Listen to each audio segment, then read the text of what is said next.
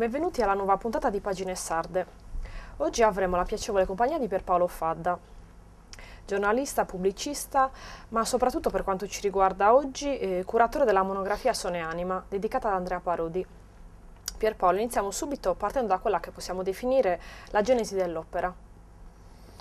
Beh, dunque la genesi dell'opera nasce dal fatto che da sempre, da quando io ho iniziato a dirigere Sonos e Contos, circa due anni fa ormai, ho sempre pensato che a un giornale di musica dovessero accompagnarsi anche delle monografie tematiche sui protagonisti della musica e credo anche della cultura più in generale in Sardegna.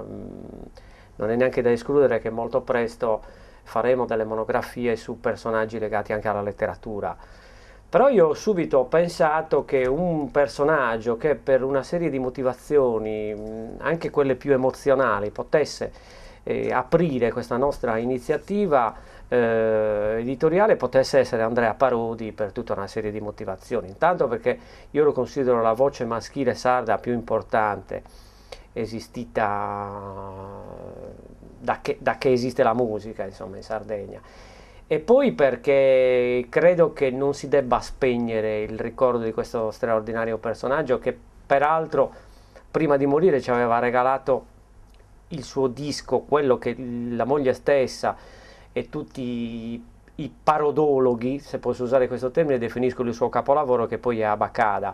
Quindi la genesi nasce dal fatto che sentivo quasi un dovere, quello di tributare un riconoscimento ad Andrea e più in generale di fare quello che un giornale di musica deve fare, e cioè far conoscere i nostri personaggi. Una telefonata veloce a Valentina Casalena, la moglie, un ok di massima disponibilità da parte sua, è nato un libro che doveva essere di 24 pagine, è diventato di 112, siamo pure bloccati.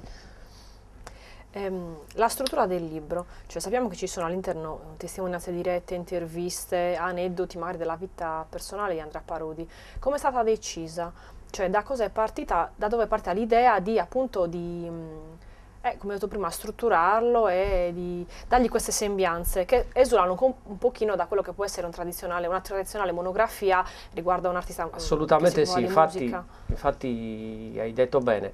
Io non saprei come definirlo innanzitutto. Qualcuno dice monografia, che è generale, qualcuno dice libro.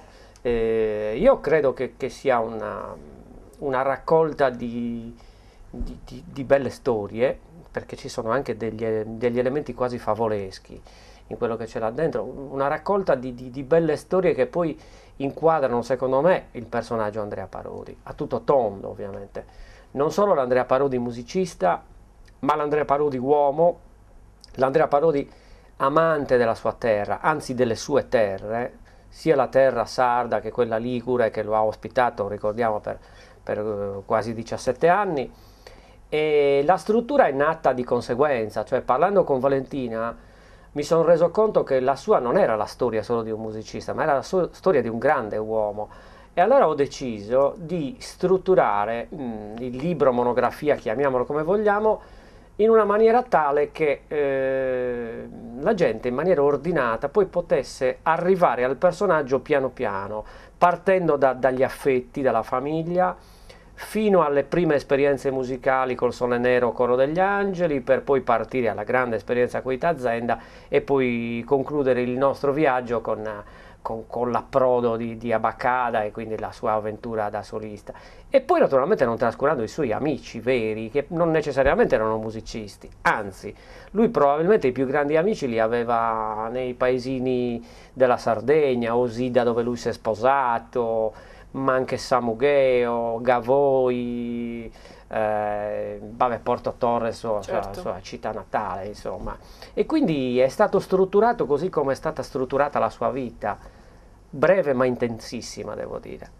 E anche la scelta di questa veste grafica, comunque ricercatissima, della carta, il fatto che avete inserito le foto, comunque frammiste a dei piccoli brani, anche questo è stato proprio una scelta spinta da quella che mi sembra di capire voleva essere il messaggio, appunto, quasi intimo. comunque molto familiare, di facile accesso. Non ho nessun problema, quello che è privato per me diventa pubblico nel momento in cui si parla di Andrea. Con Valentina dal primo momento, dalla prima telefonata, abbiamo deciso facciamo una cosa diversa. Di Andrea si è sempre parlato, si è sempre detto, una gran bella voce, si continuerà a dire, però non si sa per esempio che era un grande pescatore, molti non sanno che lui era un grande pescatore oppure un grande cuoco. E allora lei stessa mi ha detto, e se noi facessimo una cosa del genere? E io ho detto sì subito, naturalmente poi ci ho messo del mio, nel senso che gli ho dato anche una connotazione molto giornalistica al prodotto. Però è innegabile che poi la veste grafica, quindi una cura quasi maniacale per le fotografie, riflettano lo spirito stesso del libro. Volevamo fare una cosa diversa. Poi non so se ci siamo riusciti, però il tentativo è quello, umanizzare al massimo Andrea. Ma è vero, originariamente, come dicevi tu prima, doveva avere una diffusione soprattutto tramite Sonos e Contos, o all'inizio è stato proprio deciso di distribuirla con la rivista e poi anche attraverso altri veicoli. No, quello, dunque, noi abbiamo deciso fin da subito di fare una cosa staccata da Sonos, ma che fosse un appendice di Sonos. Sì.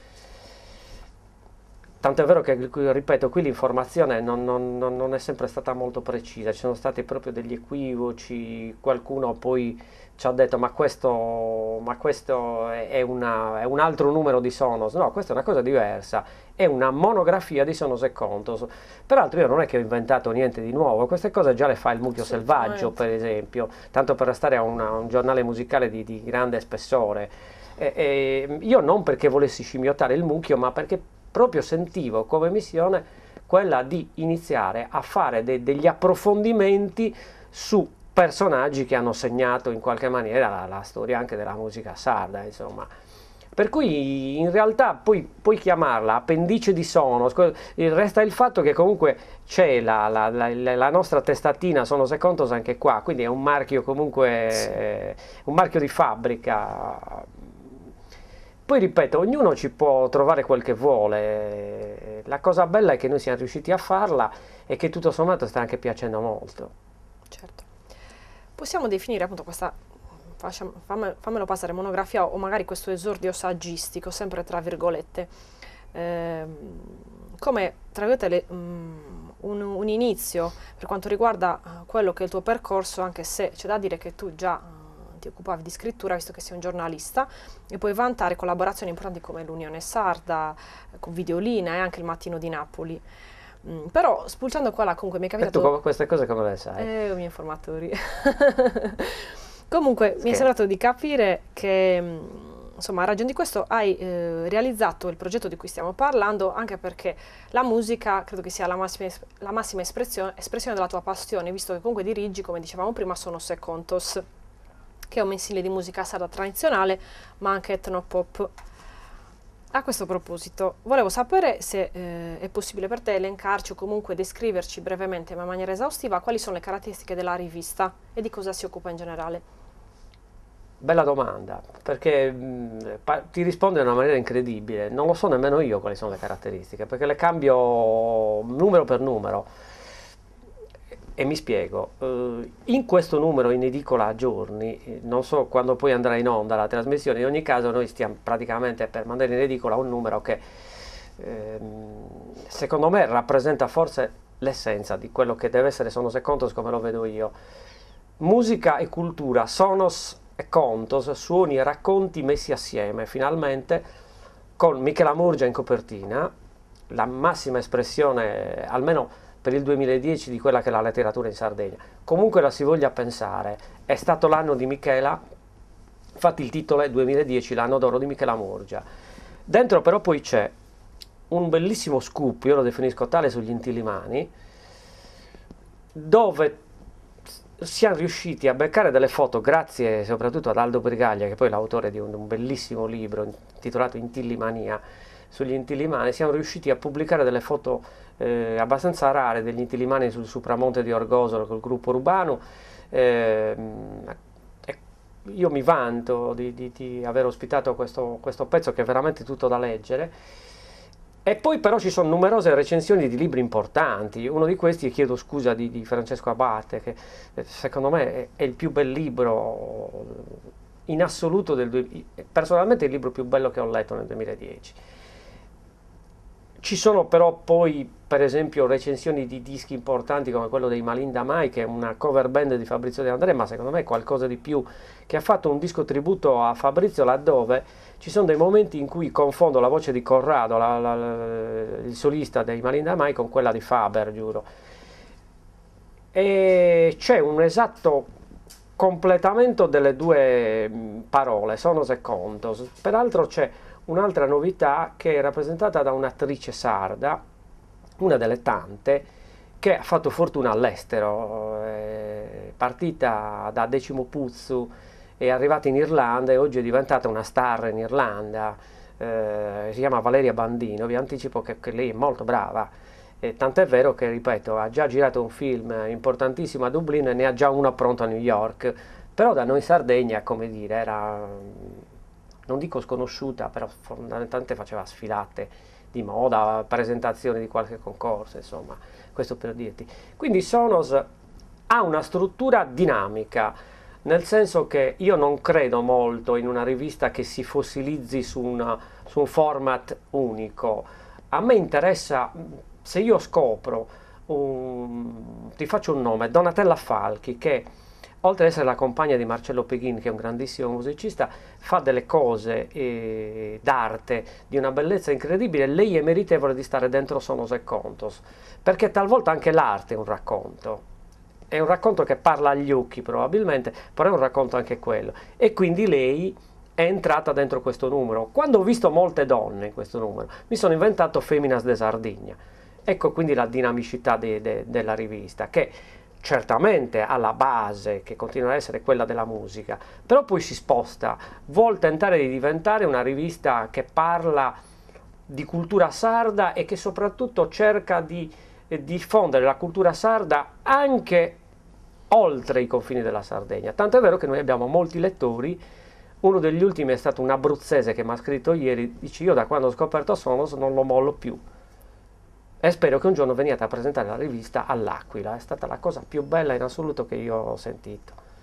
A proposito di questo discorso, del fatto che la rivista comunque è in evoluzione, volevo chiederti, questa è una curiosità, quando hai preso le redini, diciamo che ad un certo punto hai deciso, comunque volente o nolente, hai dato del tuo alla rivista, perché si sa, quando c'è un cambio di guardia, ad un certo punto, per quanto si tenda a mantenere una certa struttura o comunque un certo filone, il nostro bagaglio interviene, le nostre passioni, quello che siamo. Quindi volevo che tu appunto riassumessi, sempre collegata a questo discorso, quali secondo te sono stati i cambiamenti importanti o comunque significativi dal tuo punto di vista quando hai assunto o comunque quando hai preso le redini della direzione? Secondo me hai studiato bene, nel senso che, no, dico hai studiato bene perché quando io ho preso le redini, hai detto bene tu, io sono subentrato, in realtà Sonos ha avuto 3 direttori, che ringrazio però pubblicamente. La prima, che è Giovanna Chessa, che mi ha scelto per collaborare con Sonos, il secondo Joseph Pintus, che mi ha dato fino a farmi diventare pure vice direttore, figuriamoci un po', e mi ha però dato una notevole visibilità, nel senso che spero per meriti abbia capito che la musica era dentro di me, era una grande passione forte. E poi naturalmente quando io però ho preso in mano Sonos ci ho messo molto del mio, innegabilmente.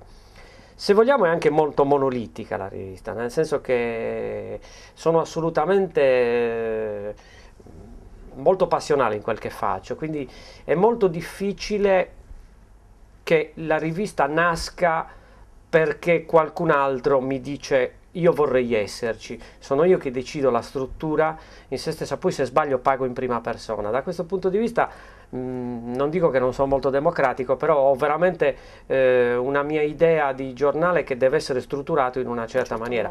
Poi massima libertà dei collaboratori, che se mi propongono una cosa che a me interessa, io sono pronto immediatamente a smontare il giornale e a costruirlo. Comunque, certo. Però è innegabile che ci fossero delle cose che non mi piacevano. Primo tra tutti, in una rivista di musica non poteva esserci la rubrica delle recensioni, che non esisteva ed era relegata in penultima pagina con 2 recensioncine piccole. Tu devi sapere che io non riesco più a contenere le recensioni dei dischi, perché ne escono talmente tanti in Sardegna che mi sono dovuto inventare, ecco, un'altra invenzione del prossimo numero è i dischi caldissimi, che non è assolutamente, qualcuno mi dice, ma come ti è venuto in mente? Ma guardate che i dischi caldi già esisteva, una rubrica radiofonica, i dischi caldi. Siccome non ci stavano più 6 recensioni, perché io ho trasformato le 2 recensioni in penultima in 6 recensioni a centropagina, siccome non bastavano più, allora ho detto, beh, i dischi di prossima uscita o quelli che sono appena usciti, li trasformiamo in dischi caldissimi, 10 righe, copertina, genere musicale, ed ecco che finalmente da 6 dischi ne butto dentro altri 9 e quindi diventano 15 dischi in un numero. E non ci siamo ancora, ne escono molti di più. Cioè, questo per darti un'idea della grande attività, del grande fermento che c'è in Sardegna dal punto di vista musicale. E quindi questa è la prima innovazione. Più attenzione alla produzione discografica, altrimenti che ci stiamo a fare? Certo. Più attenzione col tempo anche alle recensioni dei libri e soprattutto uno snellimento anche dei contenuti. C'era secondo me troppo approfondimento, peraltro anche piuttosto pesante, e poco giornalismo. Adesso c'è più giornalismo, scusami il gioco di parole, sì, di approfondimento anche, ma molto più snello, e molta diversificazione di argomenti, ripeto, attenzione al cinema, alla letteratura, all'arte più in generale, e non lo so, in futuro può darsi pure che le cose continuino ad evolversi, insomma. Mi sembra abbastanza, insomma, in fermento, comunque vivace, da quello che ci racconti, proprio come struttura, in evoluzione, in perenne evoluzione. Ma secondo me un giornale non deve avere un format talmente definito che poi diventa noioso. Bisogna sempre sorprendere. Adesso io dico anche pubblicamente, ho un'idea che nasce dal fatto che, avendo il privilegio di dirigere un giornale di musica, mi sono reso conto che in Sardegna, in particolare a Sassari, devo dire, c'è un fermento per quanto riguarda il reggae che è qualcosa di incredibile. Cioè, noi abbiamo i signori Train to Roots che, se tu vai all'uomo della strada e dici ma chi sono? Ti dicono probabilmente non lo so, però i cultori della musica sanno che i Train to Roots sono una delle band reggae più importanti d'Italia, non della Sardegna, d'Italia. Allora, parlottando con loro, parlottando con altre 2 o 3 band, ho detto ma perché non facciamo un piccolo libro sul reggae in Sardegna? Siccome sono anche abbastanza matto, ho già ottenuto un ok di massima da loro, ed è anche molto probabile che se ci arrivano un po' di fondi, nel senso che se qualcuno investe anche un po' in pubblicità su Sonos, riusciamo anche a fare questa cosa. È una bella impresa, devo dire. Però se non si vive di imprese, secondo me è meglio ritirarsi a vita privata e fare altro, insomma, non Sonos e Contos. Certo. Questo per quanto riguarda il reggae, perché mi hai anticipato la domanda successiva. Dimmi. No, volevo sapere se c'è un genere musicale in Sardegna, secondo te, che è ancora inespresso, comunque non è riuscito ad esplodere come, insomma, probabilmente meriterebbe, e se ci sono dei gruppi, uno o più gruppi, o anche degli artisti che secondo te lo propongono in maniera comunque notevole, degno di nota. Sono felicissimo di tutte queste domande, perché mi danno la possibilità di dire pubblicamente quel che io penso da tempo. Anzi, ne approfitto per dire, non basta Sonos e Contos, non basta più. Bisogna che le televisioni, e quindi faccio un appello anche a voi, investano sui nostri artisti, perché credetemi, ne vale veramente la pena. Un gruppo l'ho già nominato, sono i Train to Roots. Un genere l'ho già nominato, il reggae. Noi abbiamo una decina di band reggae degne della massima attenzione. E credetemi, non lo dico io, ma lo dicono critici musicali nazionali. Io ho inviato da poco un disco a un carissimo collega del Mucchio Selvaggio che è saltato dalla sedia quando ha sentito un gruppo che si chiamano gli Arrochibi Roots, che fanno reggae made in Mogoro, perché sono di quella zona lì della Sardegna, ma potrei citarti gli Arawak sassaresi, oppure ancora gli Shekinah. Il reggae sicuramente vive un momento di estrema passionalità. Devo dire che la Sardegna, sotto certi punti di vista, mi ricorda un po' Kingston, spessissimo, no? Quando sento questi gruppi. Ma c'è dell'altro, ci sono per esempio i Getsemani, che è un gruppo ozierese-oranese, perché i componenti sono parte di Ozieri, parte di Orani, che fanno una musica che io non riesco a definire, tuttora che li sento, dico ragazzi, voi mi stupite, perché il vostro è un funky però pieno di progressive, di rock talvolta abbastanza duro, e poi la cosa incredibile è che non hanno un cantante. E quindi, come dire, però usano gli strumenti come una voce. Io gli terrei veramente d'occhio i Getsemani, sono una band della quale sentiremo parlare molto molto presto. Se ci credono, sono pronto a scommetterci. Però te ne potrei citare molte molte altre. Cioè, credo che non basti più Sonos, ecco, questo lo dico chiaramente. Forse ci vuole una televisione che inizi anche a diffondere i videoclip, perché ormai le band si stanno tutte organizzando con dei videoclip, in modo da poter circuitare meglio anche le cose che loro fanno. Però se no il rischio è che ci passino sotto il naso dei capolavori che restino magari racchiusi agli amici che comprano il disco così tanto per fare un piacere a loro. Questo non può più essere possibile. Quindi comunque secondo te effettivamente c'è dal punto di vista del mercato un grosso limite? Cioè da parte probabilmente degli enti o comunque della società in generale, che non riesce a spronare o comunque a dare abbastanza visibilità a queste situazioni? Adesso dico una cosa forte, secondo me se io fossi presidente della giunta regionale o comunque assessore alla cultura della regione sarda, inventerei un sottoassessorato alla musica e alla promozione della musica sarda, perché credimi, al di là degli aspetti della musica underground, no, i Getsemani indubbiamente fanno parte del finore della musica underground, delle band emergenti, però c'è un grande fermento anche nell'etnopop, anche se molto spesso ne si parla malino della musica di facile ascolto, però io credo che sia un patrimonio anche quello. Per non parlare poi dell'etno jazz, di tutto ciò che è legato a musicisti come Elena Ledda, come la stessa Franca Masu. Abbiamo un patrimonio musicale unico in Italia, secondo me, che non starebbe neanche male nel mondo, cioè nel senso che si potrebbe guadagnare una fetta di interesse nel mondo. Beh, se pensiamo che Peter Gabriel sia interessato ai tenores di Beatty a un punto tale che li ha prodotti, questo ti dà l'idea che la musica dei Sardegna è importante, cioè la polivocalità dei tenores di Beatty, ma anche degli innumerevoli cori polifonici che noi abbiamo, è un patrimonio importantissimo. E non dimentichiamoci anche che da noi si suonano le laonedas che hanno migliaia di anni di vita. Ma quindi è possibile che ancora noi, dico in generale, un azzardo non siamo ancora pronti, visto comunque che c'è questo grosso fermento, ci sono delle risorse eccezionali che però non si riesce a far emergere. Cosa c'è, cosa manca secondo te, a parte vabbè, magari pubblicizzare di più, creare appunto delle situazioni in cui si possa portare alla luce questo sottobosco che appunto, come dicevamo prima, è brulicante di artisti?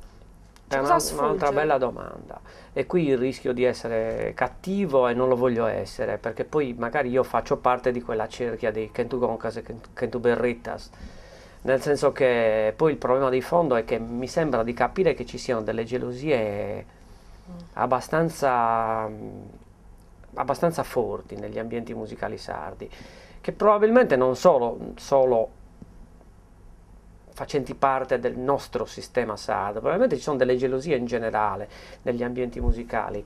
Quel che è certo è che in Sardegna questo ci limita molto, cioè siamo da un lato coscienti di avere un grande patrimonio culturale e musicale, dall'altro lato se qualche gruppo emerge, più che dirgli bravo, continua così, si tende quasi a, come dire, a far finta che non esista.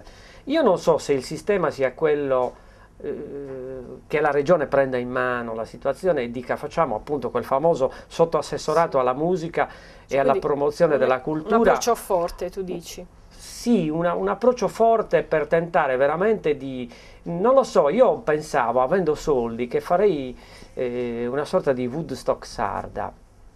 Naturalmente il tutto è molto quasi onirico quello che io sto dicendo, però mi inventerei anche un festival molto variegato, magari di vari giorni, dove da un lato sistemerei, scusami il termine, non è proprio esatto, collocherei tutta quella che è la polivocalità, che cori polifonici, ma anche canti a tenore, quasi una cosa didattica se vuoi, no?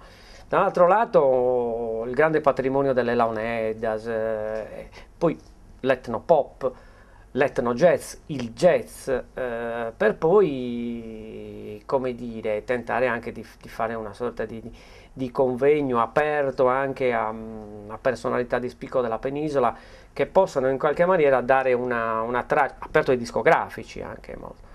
Perché poi alla fin fine, secondo me, oltre ad essere sottostimato il valore della nostra musica, il problema è che molti discografici non si accorgono nemmeno di molti gruppi, non hanno neanche il coraggio di proporli perché oggi purtroppo bisogna vendere. E continua a vendere l'etnopop, secondo il mio parere, perché i gruppi che fanno musica un po' più impegnata stentano anche a prodursi un disco. Questa è la verità. Forse manca il coraggio di osare, anche se ci sono però delle etichette discografiche che fanno delle cose bellissime. Io non voglio fare dei nomi perché rischio di dimenticarne degli altri. C'è ancora molto da lavorare, secondo me. Sono stenta un attimino di far emergere qualcuno di questi nomi, però devo dire che è molto limitativo quello che noi facciamo. Importante ma limitativo. Voglio chiederti una cosa per quanto riguarda la versione di Sonos e Contos.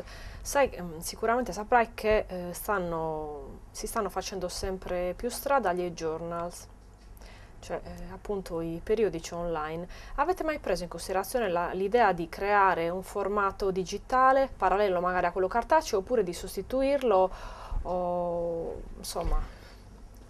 Altra bella domanda. Mai fatto un'intervista così puntigliosa e piena di argomenti che mi tiro, peraltro mi anticipi sempre quello che io in realtà sto già pensando da molto, anzi a dire la verità da subito. C'è un'esigenza che è improrogabile secondo me, cioè Sonos non può più vivere di cartaceo, anche se ti devo dire che non è male la risposta anche in cartaceo, io non credo molto che sparirà completamente, soprattutto il format Sonos e Contos, perché comunque quel che trovi lì non lo trovi facilmente sul web, anche perché il mio compito è anche quello di spiazzare un po' il lettore, cioè se tu trovi quel che trovi su Sonos dentro il web, io ho terminato di vivere. Bisogna sempre avere una marcia in più. Però è anche vero che il discorso, per esempio, dei tanti dischi che saltano perché noi non ce la facciamo a farceli stare, il contenitore adatto potrebbe essere il sito web, per esempio. Quindi un'esigenza improrogabile è quella di fare un sito web. Il problema è che noi siamo veramente piccolini e devo dire che economicamente non è che viviamo nell'oro, cioè ci autofinanziamo con i proventi delle edicole, quindi sai, non è che è semplicissimo. No. Cioè, anche perché una volta che tu fai un sito web lo devi far bene, altrimenti rischi di fare una finestrella che non è quello che io voglio, cioè io voglio che dentro si faccia un altro Sonos e Contos, che è quello che tu non trovi in cartaceo, degli approfondimenti, quindi una anche versione se vuoi, magari parallela più che sostitutiva. Io penserei a una versione parallela laddove per esempio si possono anche ospitare, perché no, dei videoclip delle band, anche perché sai, purtroppo un libro ha tanti vantaggi, però l'unico difetto che ha è che non può cantare, e quindi se io dico che i Getsemani sono bravi, tu mi puoi anche dire io sono d'accordo con te perché mi fido di te, però li voglio sentire. E allora quale cosa migliore che non rimandare a un videoclip che possiamo tranquillamente ospitare noi nella versione web? Oltre che quello è il futuro, Sì, potrebbe essere aggiornata velocissimamente. Io spero, guarda, la mia grande speranza è che o Sonos e Contos o chi nascerà dopo di noi, se saranno più bravi, spero che questo nostro modo di pensare venga valutato con attenzione da chi crede davvero che la musica sia un nostro patrimonio e dia una mano o a Sonos o a chi. Io spero a Sonos ovviamente, perché secondo me lo meritiamo, iniziamo a meritarlo perché ci riconoscono certe valenze, personaggi di alto spessore della cultura italiana peninsulare, non vedo perché non devono iniziare a farlo i nostri rappresentanti della Sardegna, quindi davvero mi auguro che il nostro progetto viva e si evolva naturalmente anche sul web, questo è assolutamente improrogabile. Penso che entro il 2011 qualcosa si vedrà, però deve essere ben fatto. Assolutamente. Un'ultima domanda, per quanto riguarda l'interazione con i lettori.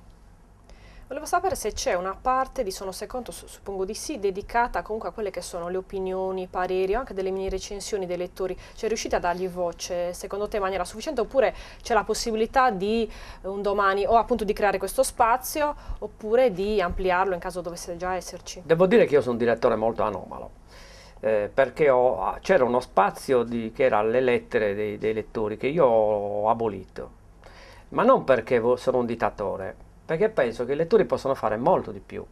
Ti spiego. Se io vedo su Facebook, che è un po' il mio, non ho nessun problema a dirti che è la mia, la